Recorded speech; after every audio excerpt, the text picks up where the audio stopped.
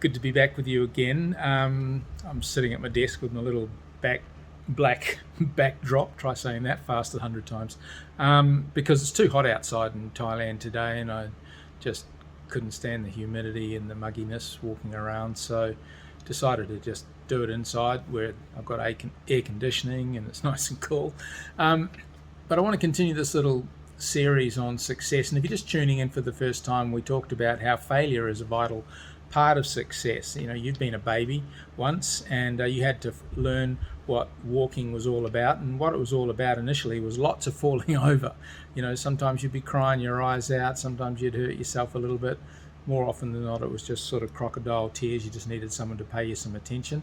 And we're all a bit like that. Not even as we get older, we want a bit of attention. We want to do this journey with a bit of help. But you've got to know that falling over, failure, if you want to call it that, learning experiences, is part of the journey for success. And I'm not about to try and define what success means to you. You've got to define that for yourself. But whatever it means to you, it's not much of a goal if it doesn't include the option of failure at the very least, and or the possibility of it. And most likely, if it's a decent sized goal, you're going to go down a few rabbit holes, a few wrong tracks, at the very least. I'm 67 years of age today. No, it's not my birthday today. I was 67 yesterday as well. But I've been down a lot of rabbit holes. I've been down a lot of wrong tracks, a lot of dead ends in my life. And part of my personality style is I learn by trial and error, perhaps more than some. And that's okay with me. I've become completely okay with that.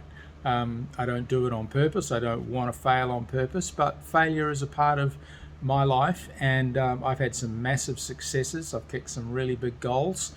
I'm reminded of the famous American baseball player Babe Ruth, who mostly struck out, but whenever he did hit the ball and connect with it, it was a home run for everybody. And that's kind of my philosophy in life too. I step up to the plate intending and doing my level best to hit a home run for everybody, not just for myself. But you may be more cautious than me, and that could work for you.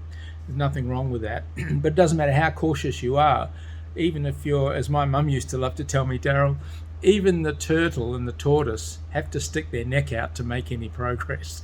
And that's the story of life, isn't it? And life's full of so many illustrations. I grew up in the Judeo-Christian enterprise, and of course, I talked the other day about the story of Noah, who, I used to quip years ago, was the only guy that managed to keep his entire operation afloat while the rest of the world was in liquidation.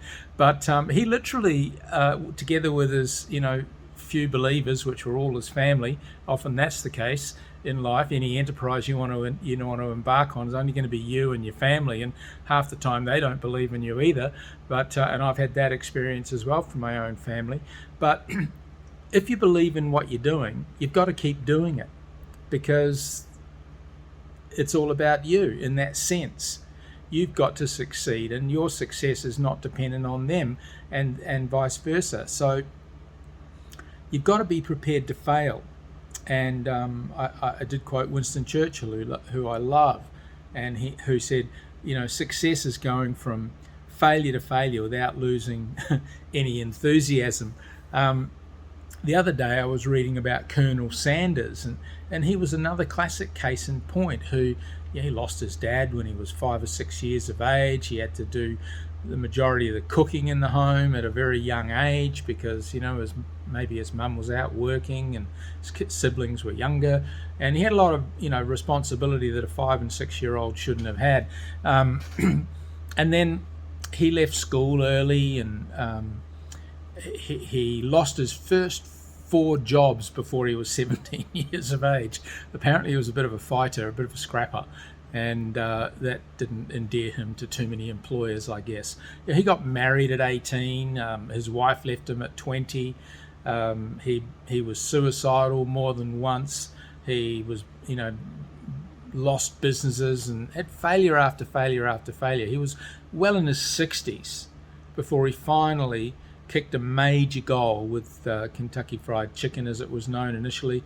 Then the name fried became a bit unfashionable in in the world, so he changed it to KFC, and the business got sold out, and he was a very wealthy guy at the end. So, one thing I've learned about success is it's not how you start out that really matters so much, it's how you finish.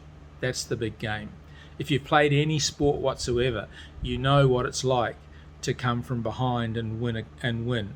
You know what it's like to lose for a lot of the game. You might be an athlete runner, and you're running a long race, I don't know, 500 meters, marathon or whatever, and you might not take the winning place until the last few seconds, which is all that really matters, right? So in life, we've got to be prepared to exercise stamina, perseverance, patience, these qualities, these things that we generally call virtues, like patience and perseverance.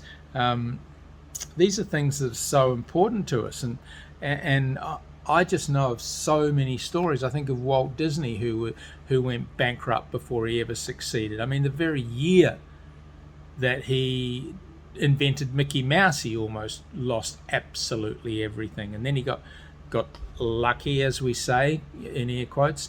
But I don't know who said this quote. It's a real beauty. But the harder I work, the luckier I get. There's something really wonderful about that. And if you believe in yourself, you believe in your vision, you believe what you're doing is something that you really need to be doing, and you're called to do that, then you can't quit. You've got to keep going and keep going and keep going.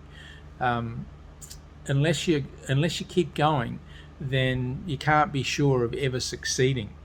Henry Ford went bankrupt twice. A lot of you wouldn't have known that. There's a guy whose name's ubiquitous to this very day, and his reputation lives on as a success. People don't refer to him as a bankrupt, which at the end he wasn't, because, well, he wasn't. He was very wealthy. But he did go bankrupt twice. And so it's not the things that happen to us along the way on our journey. It's what we do about it.